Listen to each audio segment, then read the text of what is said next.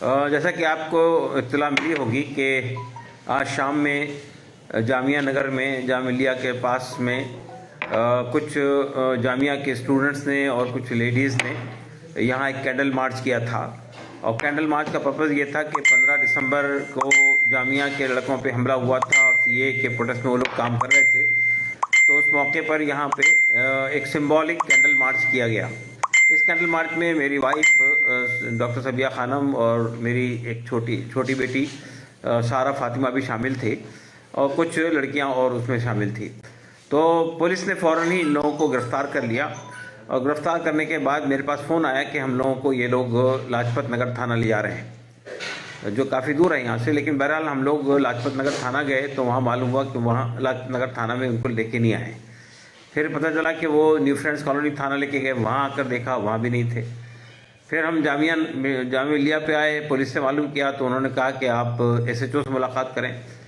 तो मैं एसएचओ से मुलाकात करने के लिए यहाँ थाना में आया जामिया नगर पे, तो यहाँ एसएचओ मौजूद नहीं थे। हमें जो बताया गया कि वो जामिया मिलिया इस्लामिया में है।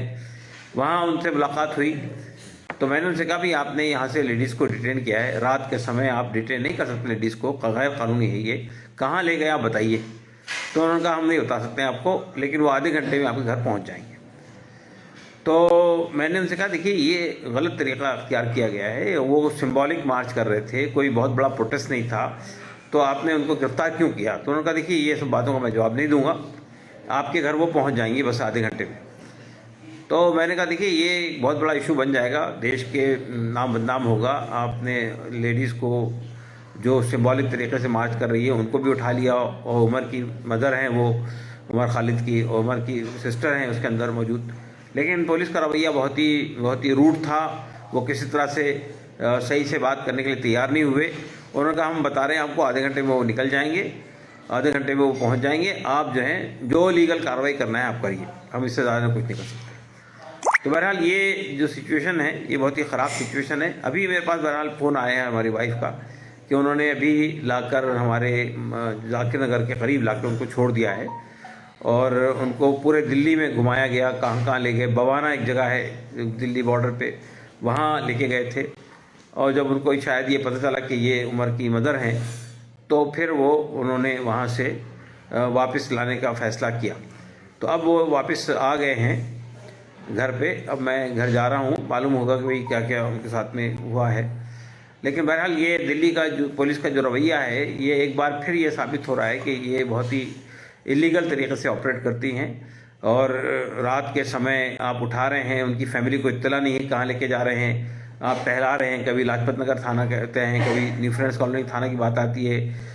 तो यहाँ जब एसएचओ से मुलाकात होती है वो सही से जवाब देने को तैयार नहीं है, बात करने को तैयार नहीं है। जब मैं उनसे कहता हूँ कि भाई आप बताइए कहाँ ले गए हैं आपने लेडीज़ को, रात में आपने इस तरह उठाया है, तो कहने लगे आपको जो लीगल कार्रवाई करना करिए, हम आधे घंटे में आपके घर पहुँचा देंगे उनको। तो ये जो सूरत हाल है ये बहुत ही ख़राब सिचुएशन है दिल्ली के अंदर। ऐसा लग रहा है कि कोई कानून नाम की कोई चीज़ बाकी नहीं रही है, एक जंगल राज है जहाँ जो आदमी जो अथॉरिटी पे मौजूद है वो बहुत ही जो बिल्कुल रूडली बिहेव कर रहा है और वो समझता है कि मुझे कोई पूछने वाला नहीं है, मैं किसी सामने जवाबदेह नहीं हूँ, जिसको हमको जो करना है हम करेंगे। तो ये लोकतंत्र के अंदर इस तरह का जो रवैया है पुलिस का और प्रशासन का वो बहुत ही निंदनीय है और हम समझते हैं कि इसकी जितनी घोर निंदा की जाए वो कम है। और इस पर बहरहाल हमको सवाल ज़रूर करना चाहिए कि भाई इस तरह से आप कैसे किसी भी एक सिंबॉलिक मार्च को जो कोई गैर कानूनी काम नहीं था या कोई 144 लगा हुआ नहीं था और कोई ऐसा काम उन्होंने किया नहीं था जिसमें कुछ नारेबाजी हो रही हो या कोई भी चीज़ हो रही हो, तो मैं समझता हूँ कि ये बहुत गलत बिहेवियर है पुलिस का, इसको हमें कंडेम करना चाहिए। और हम समझते हैं कि हमारे मुल्क के लोगों को इस सिलसिले में आगे बढ़ना चाहिए कि भाई ये क्या काम हो रहा है। यानी किसी भी लोकतंत्र के अंदर, डेमोक्रेसी के अंदर डिसेंट है, अपनी बात को इख्तिलाफ राय को रखने का मौका जो है इसको सेफ्टी वॉल्व कहा जाता है। अगर ये भी ख़त्म हो जाएगा तो फिर हम एक ऐसे मुल्क में तब्दील हो जाएंगे जहाँ पे कोई कानून ना भी कोई चीज़ बाकी नहीं रहेगी। तो मैं समझता हूँ कि इसकी बहरहाल अब चूँकि ये लोग छूट के आ गए हैं, मैं इनसे मुलाकात करने के बाद ही अंदाज़ा होगा कि इनके साथ क्या हुआ है। लेकिन बहरहाल ठीक है कि अब देर से ही सही, लेकिन बहरहाल उन्होंने इनको छोड़ दिया है तो हमारे बहुत सारे साथियों ने पूरे मुल्क से मुझे फ़ोन किया था और वो जानना चाहते थे, चूँकि मैं इधर से उधर पिलर टू पोस्ट में मूव कर रहा था, इसलिए मैं उनका जवाब नहीं दे सका। तो मैं इसके ज़रिए से उन तक इत्तला करना चाहता हूँ कि अब वो लोग छूट के आ गए हैं, अब घर पे हैं वो अपने, और उन्होंने ये बताया है कि उनको पूरे दिल्ली में काफ़ी दौड़ाया पुलिस ने, काफ़ी मतलब घुमाया है गाड़ी के अंदर, और बवाना एक जगह है दिल्ली बॉर्डर पे, वहाँ तक वो लेके गए थे उनको। बहरहाल अब वो लोग छूट के आ गए हैं, घर तक पहुँच गए। अब मैं घर पे जाऊँगा तो उनसे मुलाकात हो जाएगी।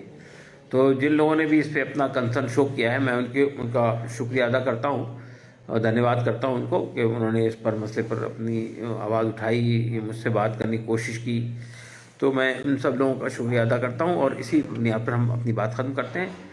शुक्रिया एक बार फिर आपका, धन्यवाद।